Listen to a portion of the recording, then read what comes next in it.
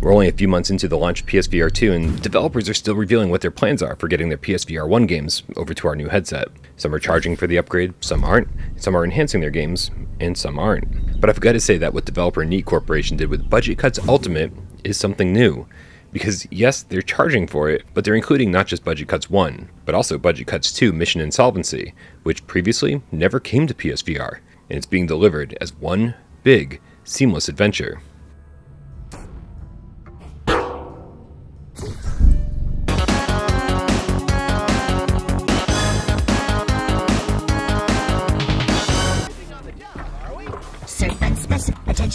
I've already reviewed Budget Cuts on PSVR, so let's use that old review as a jumping off point and see if anything's changed.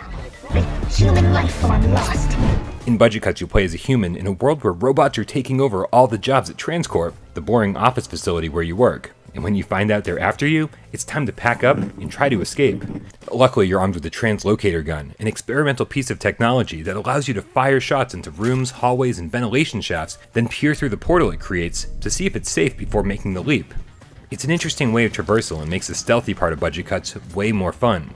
Sneaking up on unsuspecting enemy robots, or finding ways to avoid them altogether, is the best part of Budget Cuts, and the translocator gun specifically makes it one of the better stealth experiences on the platform. Now, all of that holds true for the PSVR2 version as well. The translocator gun is such an innovative way to peer around corners and sneak up on enemies that, well, if you're watching this review and you're not intrigued by that concept, well, you might as well forget it. This type of stealth and locomotion is the main reason to play Budget Cuts. That said, being forced to use the gun to move anywhere makes trekking back and forth after taking out all the enemies a little less immersive. And with click turning being mandatory, by the 2-hour mark I was wishing I could just walk from place to place, and then use the portals as an option when it was time to be stealthy.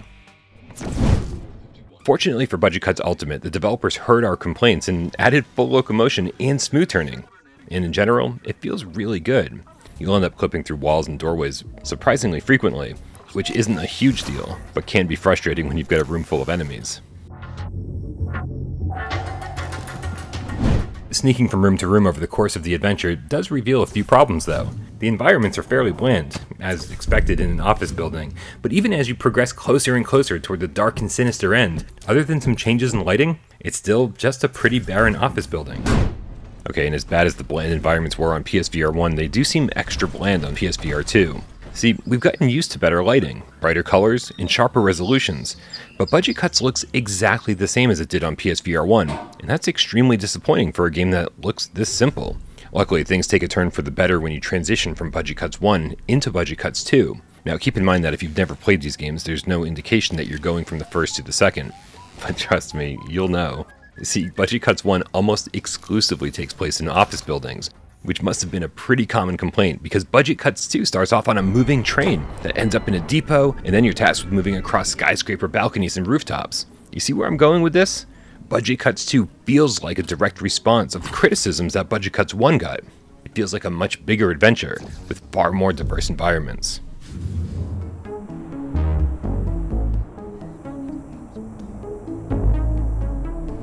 There's also only one real enemy type and only one real way to take them down. Luckily, throwing knives and scissors is fairly precise. I was just hoping for something a little more powerful by the end of the game. As an aside, I found it oddly satisfying to watch oil spurt out of enemies and cover the floor and walls as they slowly fell to their death. Yet, there's a couple more enemy types in Budget Cuts 2, and a couple new ways to take them down, including a brand new bow for some precision killing. But the combat's still pretty similar to the first. The other major issue I ran into was the pacing, because what first seems like a game all about stealth and combat ends up throwing some puzzles at you that require, if you want to solve them with any kind of efficiency, looking through clipboards and referencing names and locations to find what you're looking for. It's true that the puzzles in Budget Cuts 1 required a lot of wandering around, sometimes aimlessly, looking for keycards and 4-digit combinations. Budget Cuts 2 adds variety and focus to the puzzles, all of which seem better thought out. And it doesn't help that each area is fairly small and broken up by loading screens. They're not terribly long, but they are frequent, and if you die a lot, they're even more frequent. It does seem like some kind of optimization was done for the PSVR2 version of Ultimate, because these loading screens are fewer and further between now. And honestly, if this was a brand new review, I wouldn't have even mentioned them. I took my time with budget cuts, found some collectibles, got stuck, died a lot, and the game clock still never hit 4 hours, making the $30 price tag seem a little excessive. I mean, I played Budget Cuts 1 just 2 years ago, so it shouldn't be a huge surprise that I breezed through the first half of Ultimate even faster this time, probably finishing in just about 2.5 hours. But I was shocked that Budget Cuts 2 wasn't terribly long either, clocking in at just under 5 hours on my first attempt.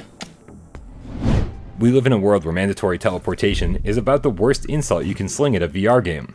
But Budget Cuts takes this mechanic, reinvents it, and ultimately delivers a really fun, really challenging stealth game. It's not always perfect, but my brief time as a Transcorp employee was certainly a memorable one. So here's where things won't exactly add up between my original review and this new one. Let's start with Budget Cuts 1. The stealth still feels good despite not having a crouch button. And I found myself using the magnifying glass a lot more this time around, allowing me to mark my enemies to avoid them or kill them far more easily. But there was something missing for me while I was playing it. I think the most important thing that any game can offer is how fun it is. And I wasn't having all that much fun this time around. The developers did include a whole bunch of mods here though that can make things a lot more fun if you choose to use them.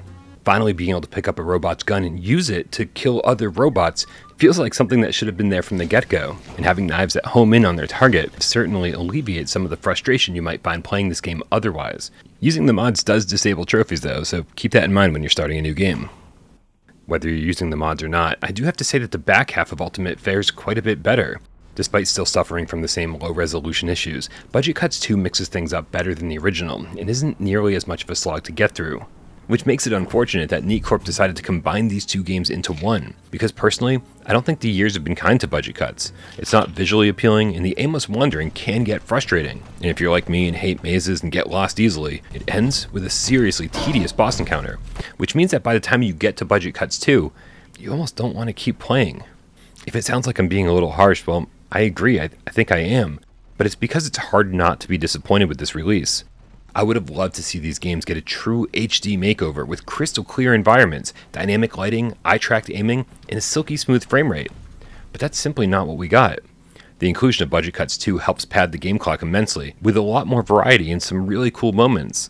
But sadly, this only brings Budget Cuts Ultimate up from forgettable to about average at best.